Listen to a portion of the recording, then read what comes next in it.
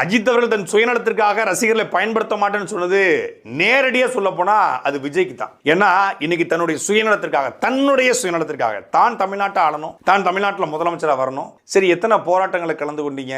எந்தெந்த போராட்டங்களில் நீங்கள் மக்களுக்காக கருத்து வெளியிட்டு இருக்கீங்க? கிடையாது. 2023 வரைக்குமே விஜய் அவருடைய அரசியல் நிலைப்பாடு என்னங்கிறது யாருக்கும் தெரியாது. 2024 பிப்ரவரி மாதம் தான் அவர் தமிழக வெற்றிக்கழகத்தை ஆரம்பிச்சு அதுக்கு பிறகு தன்னுடைய சொல்றாரு. அந்த தமிழக வெற்றிக்கழகம் ஆரம்பிக்கப்பட்ட பிறகும் கூட அவர் இந்த லைம்லைட் பாலிடிக்ஸுக்கு இன்னும் நேரடியாக வரல, இன்னும் களமிறங்கல். அது வேற விஷயம். மாநாடு போடுற வரைக்கும் எந்த விதமான கருத்தும் சொல்ல மாட்டாரு. ஏன்னா அவர் இன்னும் கட்சி பேரை தான் வச்சிருக்காரு, கட்சி இன்னும் ஆரம்பிக்கிறாங்க.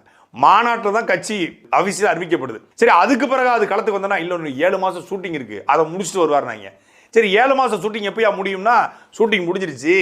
ஆனாலும் அவர் பிரச்சாரத்தை இறங்கலை. இப்போ இந்த 2வது மாநில மாநாடுக்கு பிறகு ஒரு முழுசாக இறங்க போறாரு.